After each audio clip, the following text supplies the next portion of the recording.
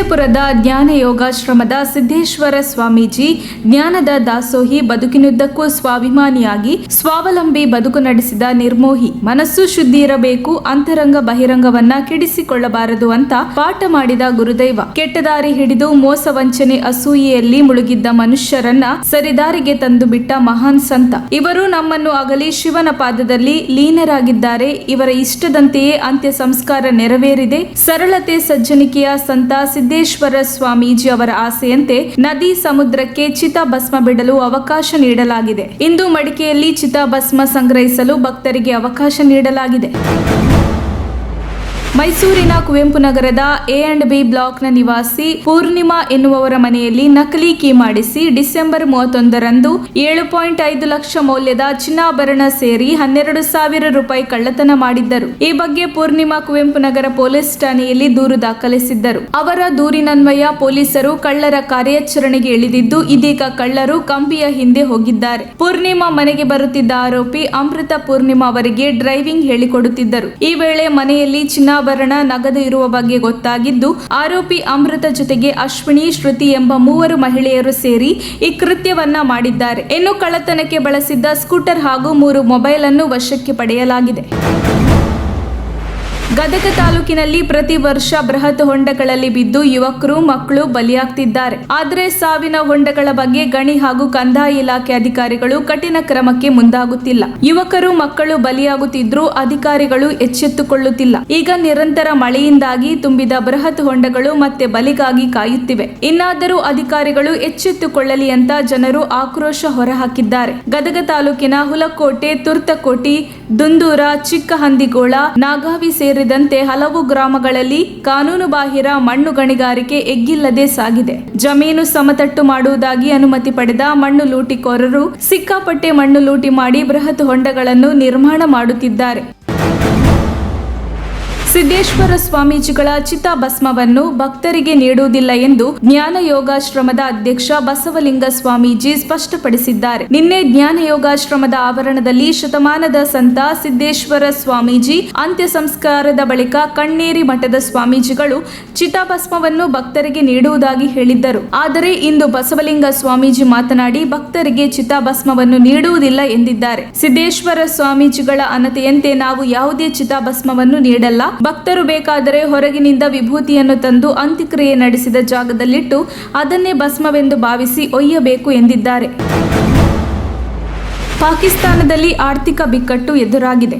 ಈ ಹಿನ್ನೆಲೆಯಲ್ಲಿ ದೇಶದ ಆರ್ಥಿಕತೆಯನ್ನು ಪುನರ್ಜೀವನಗೊಳಿಸಲು ಸರ್ಕಾರ ಹೆಣಗಾಡುತ್ತಿದ್ದು, ಇಂಧನವನ್ನು ಉಳಿಸುವ ಸಲುವಾಗಿ ಪಾಕಿಸ್ತಾನವು ನಿನ್ನೆಯಿಂದ ಮಾರುಕಟ್ಟೆಗಳು, ಮಾಲ್ಗಳು ಮತ್ತು ಮದುವೆ ಮಂಟಪಗಳನ್ನು ಬೇಗನೆ ಮುಚ್ಚುವುದಾಗಿ ಘೋಷಿಸಿದೆ. ಈ ನಿರ್ಧಾರವು ಪಾಕಿಸ್ತಾನ ಸರ್ಕಾರದ ಇಂಧನ ಸಂರಕ್ಷಣಾ ಯೋಜನೆಯಡಿಯಲ್ಲಿ ಕ್ರಮಗಳಲ್ಲಿ ಒಂದಾಗಿದೆ ಎಂದು PTI ವರದಿ ಮಾಡಿದೆ. ಪಾಕಿಸ್ತಾನದ ರಕ್ಷಣಾ ಸಚಿವ ಖವಾಜ ಆಸಿಫ್ ನೀಡಿರುವ ಮಾಹಿತಿ ಪ್ರಕಾರ ಪಾಕಿಸ್ತಾನದ ಮಾರುಕಟ್ಟೆಗಳು ಮತ್ತು ಮಾಲ್ಗಳು ಇನ್ನು ಮುಂದೆ ರಾತ್ರಿ 8:30ಕ್ಕೆ ಮುಚ್ಚಲ್ಪಡುತ್ತದೆ. ಪಾಕಿಸ್ತಾನದಲ್ಲಿ ಮದುವೆಯ ಹಾಲ್ಗಳು ರಾತ್ರಿ 10 ಗಂಟೆಗೆ ಮುಚ್ಚಲ್ಪಡುತ್ತದೆ. ಈ ನಿರ್ಧಾರದಿಂದ ನಾವು 60 ಶತಕೋಟಿ ರೂಪಾಯಿಗಳನ್ನು ಉಳಿಸಬಹುದಾಗಿದೆ ಎಂದಿದ್ದಾರೆ.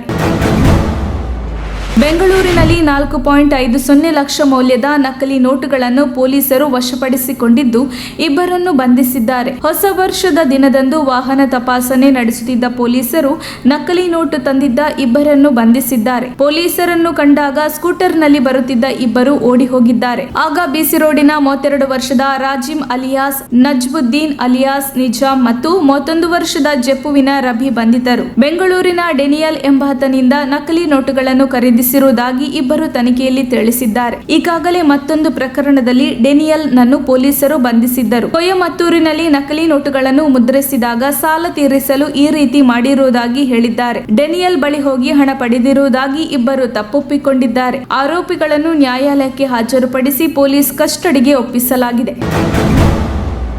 ಮೋದಿಯ ಎದುರು ಮುಖ್ಯಮಂತ್ರಿ ಬಸವರಾಜ ಬೊಮ್ಮಾಯಿ ನಾಯಿ ಮರಿ ರೀತಿ ಇರುತ್ತಾರೆ ಎಂದು ಮಾಜಿ ಮುಖ್ಯಮಂತ್ರಿ ಸಿದ್ದರಾಮಯ್ಯ ನೀಡಿದ ಹೇಳಿಕೆಗೆ DK ಶಿವಕುಮಾರ್ ಪ್ರತಿಕ್ರಿಯೆ ನೀಡಿದ್ದಾರೆ. ಬೊಮ್ಮಾಯಿ ಅವರನ್ನು ನಾಯಿ ಮರಿಗೆ ಹೋಲಿಸಿ ಮಾತನಾಡಿದ್ದು ನನಗೆ ತಿಳಿದಿಲ್ಲ. ನಾಯಿ ನಾರಾಯಣ ಅಂತಾರೆ. ನಮ್ಮ ಮನೆಯಲ್ಲೂ ನಾಯಿ ಇದೆ. ನಾಯಿ ಬಗ್ಗೆ ನನಗೆ ಗೌರವವಿದೆ. ಇನ್ನು ಇದೇ ವಿಷಯಕ್ಕೆ ಸಚಿವ ಶ್ರೀರಾಮುಲು ಆಕ್ರೋಶ ವ್ಯಕ್ತಪಡಿಸಿದ್ದಾರೆ. ಸಿಎಂರನ್ನು ನಾಯಿ ಮರಿಗೆ ಹೋಲಿಕೆ ಮಾಡುವುದು ಎಷ್ಟು ಸರಿ? ಗಣ್ಯರ ಬಗ್ಗೆ ಲಘುವಾಗಿ ಮಾತನಾಡುವುದು ಕಾಂಗ್ರೆಸ್ನ ಸಂಸ್ಕೃತಿ. ನಾನು ಕೂಡ ಸಿದ್ದರಾಮಯ್ಯ ಬಗ್ಗೆ ಲಘುವಾಗಿ ಸುಲಭವಾಗಿ ಮಾತನಾಡಬಹುದು. ಸಿದ್ದರಾಮಯ್ಯ ಸೋನಿಯಾ ಮನೆಯಲ್ಲಿ ಇಲಿ ಬೆಕ್ಕು ರೀತಿ ಇರ್ತಾರೆ ಅಂತ ಹೇಳಬಹುದು, ಆದ್ರೆ ನಾನು ಹಾಗೆ ಮಾತನಾಡುವುದಿಲ್ಲ ಎಂದು ಶ್ರೀರಾಮುಲು ಹೇಳಿದ್ದಾರೆ. ಸಿಎಂ ಬಗ್ಗೆ ಹಗುರ ಹೇಳಿಕೆ ನೀಡಿರುವ ಸಿದ್ದರಾಮಯ್ಯ ಕ್ಷಮೆ ಕೇಳಬೇಕೆಂದು ಬಳ್ಳಾರಿಯಲ್ಲಿ ಸಾರಿಗೆ ಸಚಿವ ಶ್ರೀರಾಮುಲು ಒತ್ತಾಯಿಸಿದ್ದಾರೆ. ಹಾಸ್ಟೆಲ್ನ ಅಪ್ರಾಪ್ತ ವಿದ್ಯಾರ್ಥಿನಿಯರಿಗೆ ಲೈಂಗಿಕ ಕಿರುಕುಳ ನೀಡಿರುವ ಆರೋಪದ ಮೇಲೆ ಮುರುಘಾ ಮಠದ ಶಿವಮೂರ್ತಿ ಮುರುಘಾ ಶರಣರ ವಿರುದ್ಧ ಪೋಕ್ಸೋ ಕಾಯ್ದೆಯಡಿ ಪ್ರಕರಣ ದಾಖಲಾಗಿದ್ದು ಅವರು ಜೈಲು ಸೇರಿದ್ದಾರೆ. ಆದರೆ ಬಾಲಕಿಯರ ಮೇಲೆ ಅತ್ಯಾಚಾರ ಆಗಿಲ್ಲ ಎಂದು ಜಿಲ್ಲಾಸ್ಪತ್ರೆಯ ವೈದ್ಯರು ವರದಿ ನೀಡಿದ್ದು ಈ ಪ್ರಕರಣಕ್ಕೆ ಮೇಜರ್ ಟ್ವಿಸ್ಟ್ ಸಿಕ್ಕಿದೆ. ಚಿತ್ರದುರ್ಗ ಜಿಲ್ಲಾಸ್ಪತ್ರೆಯ ವೈದ್ಯರು ಕೋರ್ಟ್ಗೆ ಸಂತ್ರಸ್ತ ಬಾಲಕಿಯರ ಮೆಡಿಕಲ್ ರಿಪೋರ್ಟ್ ಸಲ್ಲಿಸಿದ್ದಾರೆ. ಈಗಾಗಲೇ ಪೊಲೀಸರು ಸಲ್ಲಿಸಿದ ಚಾರ್ಜ್ ಶೀಟ್ ನಲ್ಲೂ ಮೆಡಿಕಲ್ ರಿಪೋರ್ಟ್ ಬಗ್ಗೆ ಉಲ್ಲೇಖಿಸಲಾಗಿತ್ತು. ಸದ್ಯ ಮುರುಘಾಶ್ರೀ ವಿರುದ್ಧದ ಪೋಕ್ಸೋ ಕೇಸ್ಗೆ ಟ್ವಿಸ್ಟ್ ಸಿಗುವ ಸಾಧ್ಯತೆ ಇದೆ. ಪೋಕ್ಸೋ ಕೇಸ್ನಲ್ಲಿ ಪೊಲೀಸರಿಂದ ಮುರುಘಾಶ್ರೀಗಳ ಅರೆಸ್ಟ್ ವಿಚಾರಕ್ಕೆ ಮೈಸೂರಿನ ಒಡನಾಡಿ ಸಂಸ್ಥೆಯ ಮುಖ್ಯಸ್ಥ ಪರಶು ಮುರುಘಾಶ್ರೀ ಕಾವಿಯೊಳಗಿದ್ದ ಬೆಕ್ಕು ಸಾಕಷ್ಟು ಬಾಲಕಿಯರಿಗೆ ಲೈಂಗಿಕ ದೌರ್ಜನ್ಯ ನಡೆಸಿದ್ದಾರೆ ಎಂದಿದ್ದರು.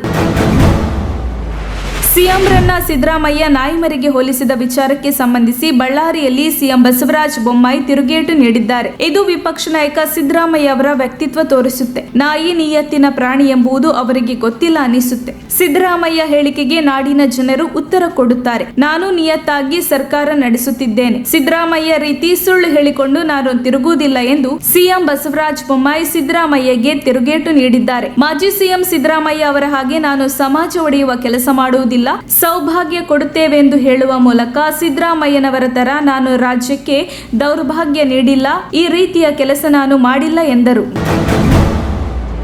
ಕಾಂಗ್ರೆಸ್ನ ನಾಯಕಿ ಸೋನಿಯಾ ಗಾಂಧಿ ಅವರನ್ನು ಸಾಮಾನ್ಯ ತಪಾಸಣೆಗಾಗಿ ಬುಧವಾರ ಗಂಗಾರಾಮ್ ಆಸ್ಪತ್ರೆಗೆ ದಾಖಲಿಸಲಾಗಿದೆ. ಅವರ ಪುತ್ರಿ ಪ್ರಿಯಾಂಕಾ ಗಾಂಧಿ ವಾದ್ರಾ ಅವರೊಂದಿಗೆ ಆಸ್ಪತ್ರೆಗೆ ಬಂದಿದ್ದಾರೆ ಎಂದು ಹೇಳಲಾಗಿದೆ. ಸೋನಿಯಾ ಗಾಂಧಿ ಅವರು ಉಸಿರಾಟದ ಸೋಂಕಿನಿಂದ ಬಳಲುತ್ತಿದ್ದಾರೆ ಎಂದು ವರದಿಯಾಗಿದೆ. ಅದಕ್ಕಾಗಿಯೇ ರಾಹುಲ್ ಗಾಂಧಿ ಮತ್ತು ಪ್ರಿಯಾಂಕಾ ಗಾಂಧಿ ವಾದ್ರಾ ಮಂಗಳವಾರ ಸಂಜೆ ಉತ್ತರ ಪ್ರದೇಶಕ್ಕೆ ಪ್ರವೇಶಿಸಿದ ಭಾರತ್ ಜೋಡೋ ಯಾತ್ರೆಯಲ್ಲಿ 7 ಕಿಲೋಮೀಟರ್ ನಡೆದು ದೆಹಲಿಗೆ ಮರಳಿದರು ಎಂದು ಮೂಲಗಳು ತಿಳಿಸಿವೆ.